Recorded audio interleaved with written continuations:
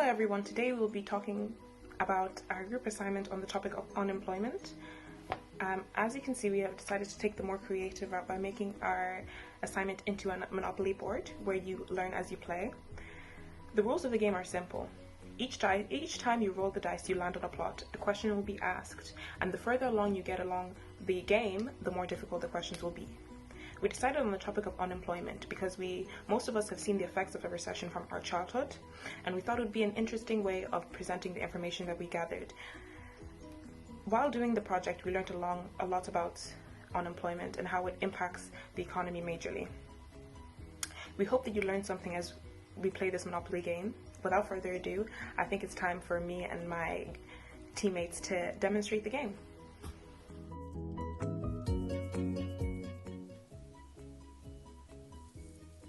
What are the main outflows from unemployment? So the main outflows from unemployment are increased employment, retirements, immigration, and also return to education or home duties. I am now going to roll my dice. I have landed on number 5, and my question is, what are 2 costs of unemployment to the individual? 2 costs of unemployment to the individual is loss of income because they have no job, and secondly, increase in crime or drug abuse or alcohol abuse since they have no job and they have nothing to do. Okay, so the dice landed on 4. 1, 2, 3, 4. What are the 2 ways the government measures unemployment? Through the claim out count. This is done by counting the amount of people on job seekers benefit and job seekers allowance, and through labour force surveys to determine who's unemployed. So I got 5. I'll move 5 steps. 1, 2, 3, 4, 5. The question is, do firms operate less or more effectively when wages are above the equilibrium level, and why? So when a union raises the wage above the equilibrium level, the quantity of labor supplied increases and the quantity of labor demanded falls, which results in unemployment. Those workers who remain unemployed are better off, but those who employed previously are worse off. I got 3, 1, 2, 3, and now I'm in a jail just visiting. Roll the dice. I'm going to move 3 steps, 1, 2, 3, and my question is, cyclical unemployment occurs when in the business cycle? Cyclical unemployment occurs during the recession in the business cycle?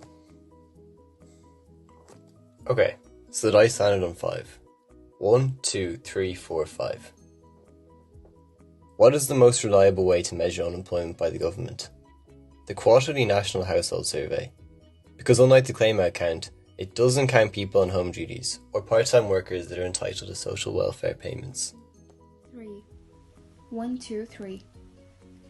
Why would firms find it profitable to pay wages above the level that balances quality of labor supplied and quality of labor demanded? This is interconnected with the worker equality, which is one type of the efficiency wages theory. To demonstrate, when a firm sets a high wage, it attracts people that are better and well qualified to apply for that job, as an experienced and a competent worker wouldn't accept to be paid a low wage. Now I got 4, 1, 2, 3, 4, and I have a question.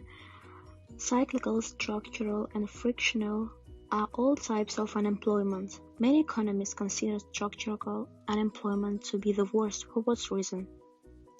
So there are 4 reasons why. The first one is cyclical unemployment goes down after recession.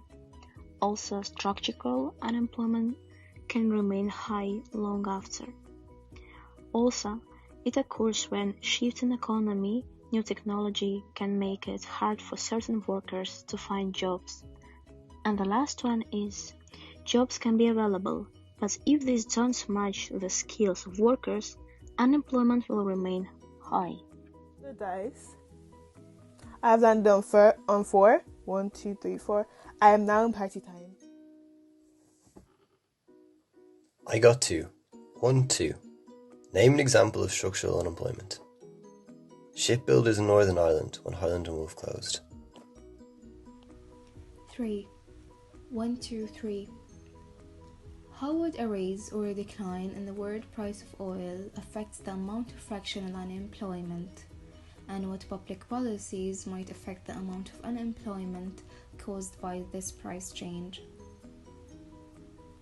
An increase in the world oil price can increases the amount of fractional unemployment as firms who produce oil increase output and employment, while other firms such as those auto industries reduce output and employment.